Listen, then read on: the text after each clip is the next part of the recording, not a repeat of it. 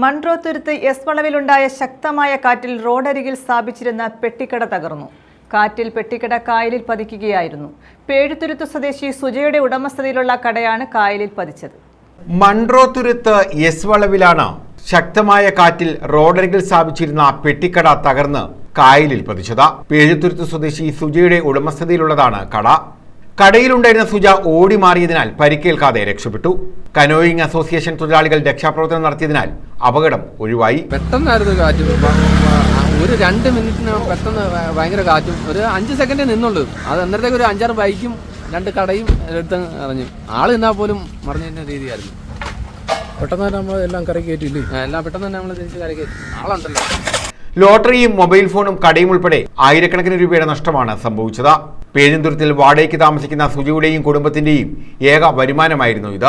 ശക്തമായ കാറ്റിൽ റോഡരികിൽ പാർക്ക് ചെയ്ത വാഹനങ്ങളും ചരിഞ്ഞു വീണു.